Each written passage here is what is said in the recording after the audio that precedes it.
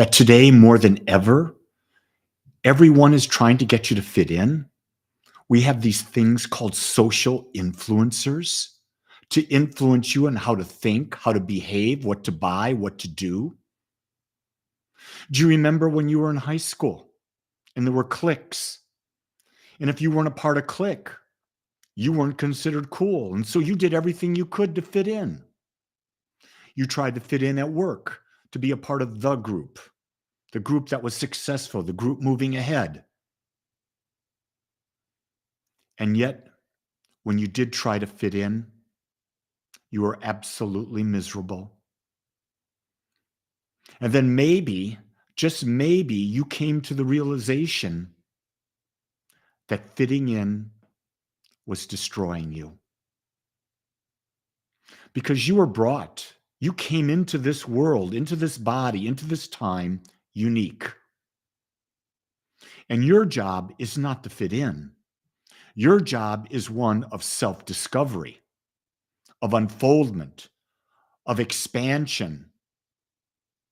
And in that job of unfoldment and expansion, you live authentically as you.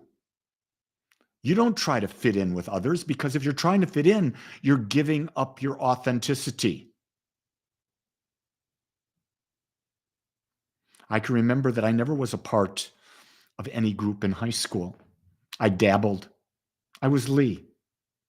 In college, I dabbled. In the corporate realm, I dabbled.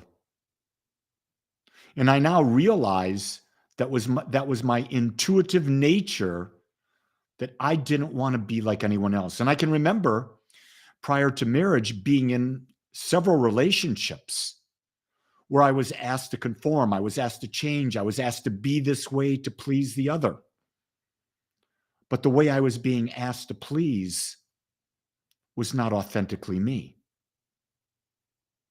I was being asked to be very conservative, very proper.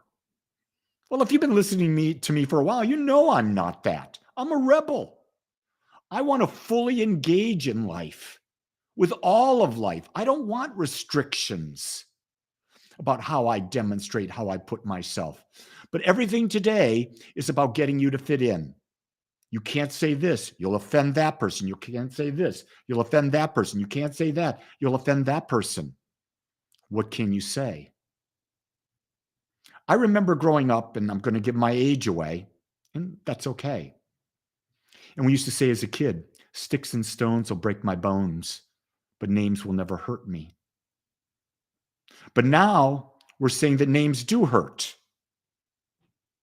But we're not teaching people self-reliance. We're not teaching people that what other people think isn't going to matter.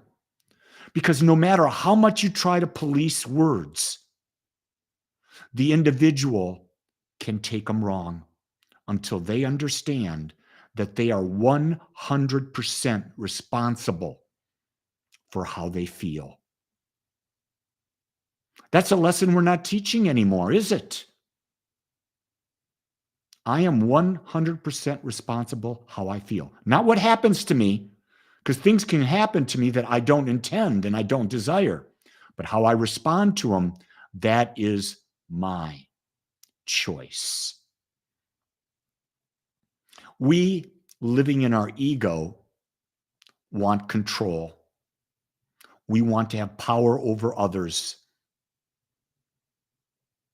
And that's where we've got to fight the ego. We've got to fight the ego with love.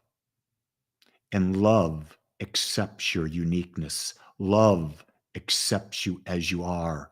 Love makes no demands on you. The only thing that makes demands is judgment. And when you try to fit in, you're surrounded by judgment. You're judging yourself. You're letting others judge you. And your whole existence is based on a false notion of self-worth. Let me tell you a key. You're worthy of anything you can believe right now. Your job is to determine if the beliefs you are holding are serving your highest expression of love, highest expression of your gifts, of your talents. Let go.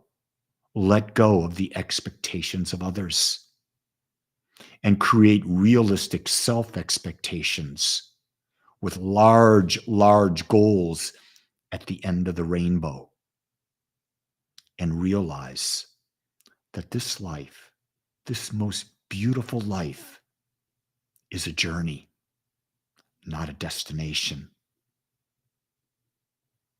And if you understand that, you won't give a hoot about fitting in because you understand you can't please anyone. So you might as well please yourself. Let me give credit to Ricky Nelson for that one. I love the fact that I get to choose. And I'll tell you what, today I choose me. And I hope I'm an example that today you choose you. Much love and aloha.